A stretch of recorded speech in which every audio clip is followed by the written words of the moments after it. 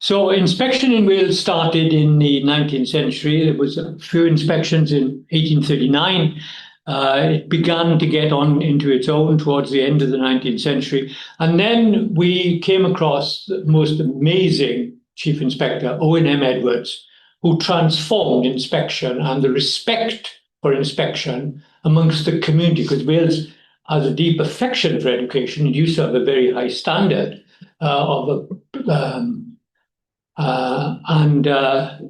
he was quite remarkable, and he was an historian, he was an educationist, and he was a passionate believer in the Welsh language. And for instance, we had a bilateral strain we had secondary schools in England, in Wales, of a very high standard from the 1888 Aberdare Act, because we had universities, but we had no students to go to the universities because there was no good secondary education. So it was established, but the bulk of them were English speaking. And Owen M. Edwards said, you can't have that. You've got to give people the opportunity to learn Welsh as well. So we come on, and it's interesting that we heard the date 1992 about England. Wales, although it did not have an assembly then, it also established a new inspection system. And it's called Estyn, and Estyn means reach out or stretch. So it's called Estyn. Our inspection system is called Estyn. It's funded by Welsh Government, but it is independent of the Welsh Parliament, and is known now as the Senedd, our Parliament, Senedd. Okay.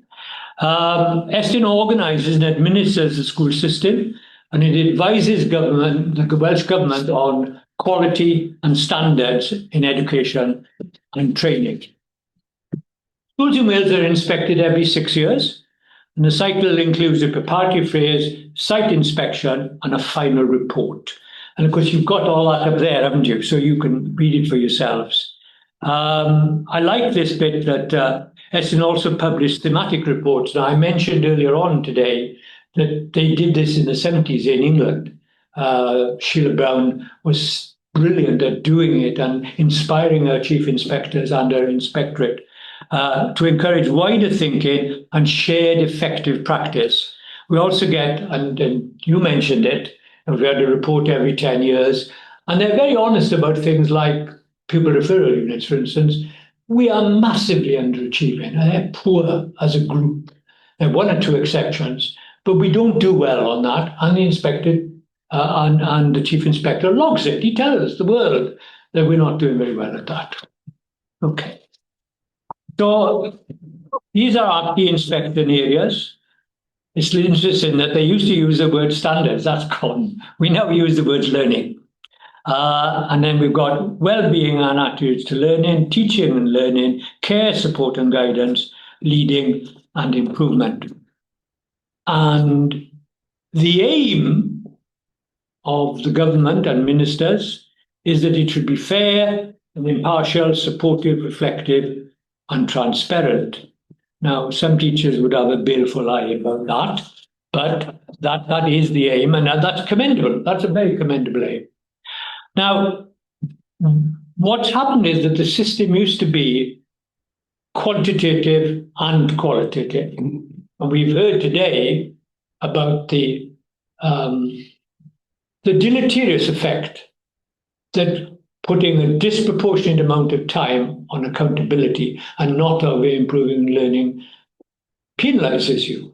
But we had that system, and were the 7 areas: how well do learners achieve, how well are learners cared for, whatever. Now, I've been chair of a school I've been chair for about 24 years. I decided 2 years ago that it was time for somebody else to pick up the baton. But in that period, I was responsible for supporting the head and the staff with several inspections. And the one I've just shown you, the one this one is different now, we did one in 2009 there. And I said to the head,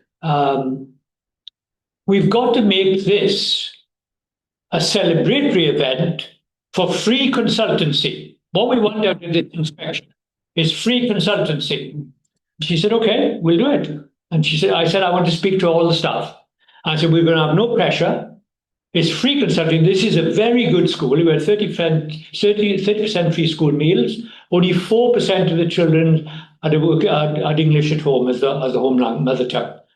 The bulk of them were Bengalis. The bulk of them were Muslim. And we originally had attendance of 86% until the head and other members of staff went to the homes of the Bengalis and said, look, they've got to come to school. You can't take them away for 8 weeks regularly every summer. And they persuaded the parents that they would only go to Bangladesh in the summer during the holidays. And we went up to 95% attendance from 86%. And that was the reach of the staff and the school. I thought this was a good system.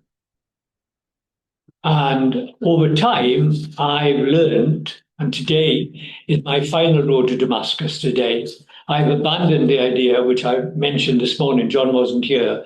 But I said I was wedded to an inspection system that said in the late 19th century that it's one group of professionals holding another group of professionals accountable and reporting to the lay. And I thought that was a good system. The bulk of teachers did not like this system in Wales. They were appalled. And they didn't have a chair who said what I said. Lots of the chairs run for colour. It's somebody said about Tuesday was mentioned earlier on today about a chair of governors and governing body being on a Tuesday. People are tired. So I thought it was a good system, and so did the head. Out of that, she got 7 ones, and 1 is top. And she was walking on cloud 9 for years and years. And all the Bengali families were delighted. 7 ones. Whereas schools in posh parts of Cardiff could never get near 7 ones. Okay. So then the profession didn't like it. The teacher unions didn't like it. They effectively lobbied for change. And it was replaced by this system of 4 things: excellent, good, adequate, and unsatisfactory. And again, I'd said the same thing. I had a new head teacher now. She was 6'1". She left Barclays Bank at 32 and she was ahead at 40, and she was brilliant. And I said, free inspection. I said, we'll use this. And I again spoke to the staff. And again, I thought, I can work with it. This is good. This is all right. But the rest of the profession, bulk of schools did not like it.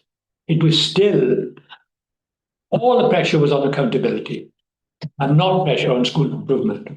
So in the end, Welsh government said, we're going to change this.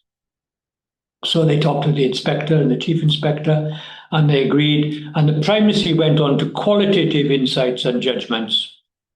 A summary of the report will highlight the main points of the inspection report. Summary emphasizes the main strengths and areas for improvement and recommendation, usually 2 or 3. Now, this happened after I left. There was an inspection a couple of years ago, and they say lovely things about the teaching and about the children and so on. They didn't check that what the teacher said was backed up by data. They didn't check that. But the people liked it. They liked the relationship. And they come up normally with, even under the new system, they come up with 2 or 3 recommendations. And the recommendations in my school, Kitchener, was improve the provision of systematic development of pupils' numeracy and mathematical skills, which they'd mentioned in the report. And the second recommendation was to ensure that all teachers share consistently high expectations for pupils' written work. So those are the 2 recommendations, and there's no labelling of excellent, and there's no 7 ones. That's all gone. You can still be placed into special measures, and it can be A, you can be put in special measures. B, is significant improvement. But that letter then doesn't go to the minister that they've been put in special measures or an estimate review. And the inspectorate provides additional support in getting them out of that categorization. Okay, and then recently there's been a further change that with the school action plan, following those two recommendations I mentioned to you now, within a year, the inspector would contact the head and say, how's it going? We'd like to come and see what you've done with your action plan. And they come and they're supposed to be supportive and they flag it. But what they're saying is, we are going to come. We do expect you to implement that action plan.